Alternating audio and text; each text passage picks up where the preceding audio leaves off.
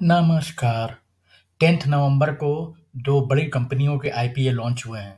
इसमें से एक है पेटीएम का आईपीओ और दूसरा है सफायर फूड्स का आईपीओ। आज हम लोग ये केस स्टडी देखेंगे कि इनमें से कौन सा आईपीओ का ग्रोथ ज़्यादा हो सकता है फ्यूचर में और हमें लॉन्ग टर्म में किस आईपीओ में इन्वेस्ट करना चाहिए। सफायर फूड्स एक कंपनी है जो कि केएफसी और मैकडोनल्ड के आउटलेट्स चलाती है। दुनिया के सबसे सफल इन्वेस्टर वॉरेन बफेट कहते हैं कि हमें कभी भी कंपनी में पैसा नहीं लगाना चाहिए, हमें हमेशा बिजनेस में पैसा लगाना चाहिए। तो किसी भी कंपनी में इन्वेस्टमेंट करने से पहले हमें उसके बिजनेस को समझना चाहिए।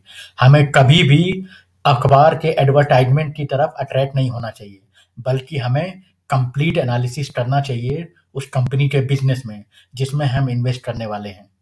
वॉरेन बफेट कहते हैं कि सबसे ज़्यादा एनालिसिस हमें कंपनी के प्रॉफिट और लॉस में करना चाहिए। कंपनी के रेवेन्यू से कोई मतलब नहीं होना चाहिए, सिर्फ कंपनी के प्रॉफिट और लॉस से, और फ्यूचर में वो बिजनेस और कंपनी कितना ज़्यादा ग्रो हो सकती है उस पे हमें ध्यान देना चाहिए। वॉरेन बफेट ने बहुत पहले कोका कोला कंपनी पर अपने पैसे लगाए थे और आज भी वो सालाना $500 मिलियन डिविडेंड मिलता है उनको कोका कोला कंपनी से।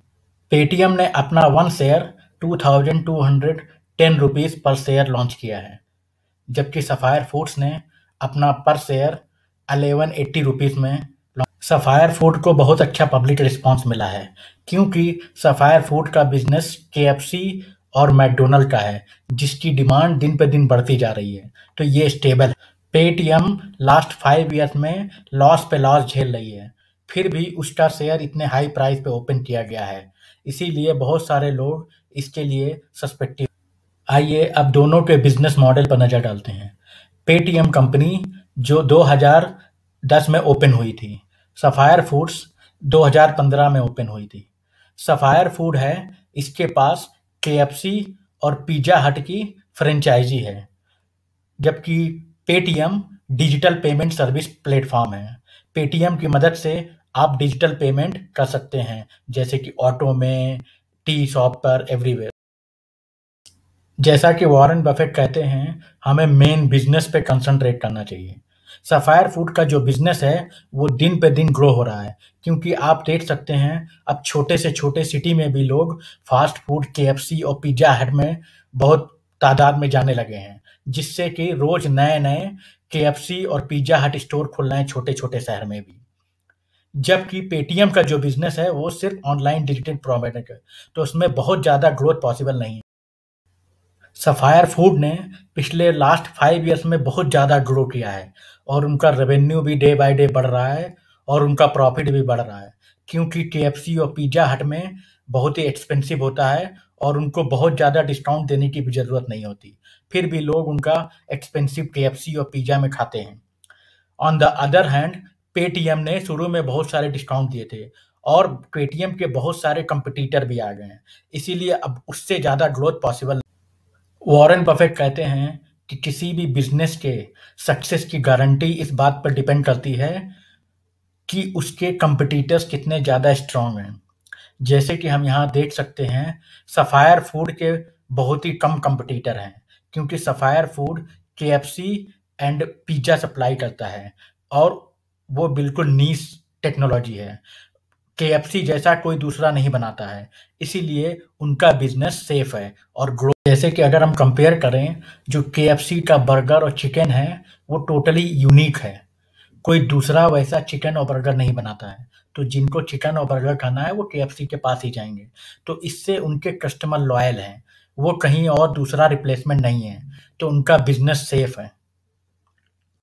On the other hand payment एक डिजिटल पेमेंट प्रोवाइडर है, it is a platform to do digital payment, लेकिन अभी बहुत सारे कंपटीशन आ गए हैं, जैसे गूगल पे, फोन पे, अमेजॉन पे, भीम ऐप। तो अगर इसके इजीली रिप्लेसमेंट अवेलेबल हैं, कोई customer easily can switch from one two other. Last 2-3 years में पेटीएम को बहुत ज़्यादा कंपटीशन मिल रहा है गूगल पे से, फ़ोन पे से, इसीलिए उसका लॉस डे बाय डे बढ़ता जा रहा है, क्योंकि ये कोई यूनिक टेक्नोलॉजी नहीं है, बहुत सारी कंपनी पेमेंट सर्विस प्रोवाइड करती हैं, तो कस्टमर को इससे फ़र्क नहीं पड़ता कि वो किस कंपनी का सर्विस लेते हैं। वॉरेन बफेट कहते हैं कि वो कंपनी सबसे ज़्यादा लॉन्ग टर्म में सर्वाइव करती है, जिसका प्रोडक्ट यूनिक होता है और उनके कस्टमर लॉयल होते हैं, जिसको कोई दूसरा ईज़िली रिप्लेस नहीं कर सकता। जैसे कि फॉर एग्ज़ाम्पल सबसे बड़ा एग्ज़ाम्पल है आईफ़ोन। आईफ़ोन के कस्टमर लॉयल हैं क्योंकि दूसरा कोई आईफ़ोन जैसा फ़ोन नहीं है। इसी तरह केएफसी, मैकडॉनल्ड, पिज़्ज़ा हट इनके कस्टमर भी लॉयल हैं क्योंकि इसको ईज़िली रिप्लेस नहीं किया जा सकता। वॉरेन बफेट कहते हैं किसी कंपनी को एनालिसिस करने में जो सबसे इम्पोर्टेंट पार्ट होता है वो होता है उसका बैलेंस शीट। हमें कंपनी के बैलेंस शीट को पूरी तरह एनालाइज करके ही उसमें इन्वेस्ट करना चाहिए। जैसे कि देख सकते हैं पेटीएम का लॉस 2500 करोड़ है और ये डे बाय डे बढ़ता ही जा रहा है, जबकि सफायर फूड का लॉस बहुत ही माइनर है और लास्ट ईयर ये प्रॉफिट में थी। तो इस तरह हम देख सकते हैं सफायर फूड का बैलेंस शीट बहुत ही क्लीन। बहुत सारे लोग जो नए इन्वेस्टर होते हैं वो कंपनी की प्रोफाइल देखते हैं, ऑनलाइन टीवी में एडवर्टाइजमेंट देखते हैं, उनके सीईओ के इंटरव्यू देखते हैं और वो उससे अट्रैक्ट हो जाते हैं। हमें इन्वेस्ट करने के लिए सीईओ की शक्ल देखने की ज़रूरत नहीं है, हमें सिर्फ कंपनी के बैलेंस शीट से मतलब होना चाहिए।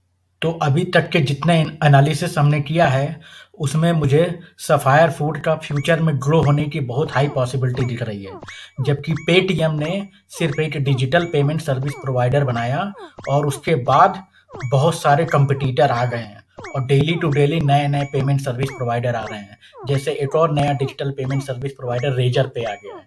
तो इस तरह पेटीएम का बिजनेस कोई लॉन्ग टर्म ग्रोथ में नहीं जाएगा।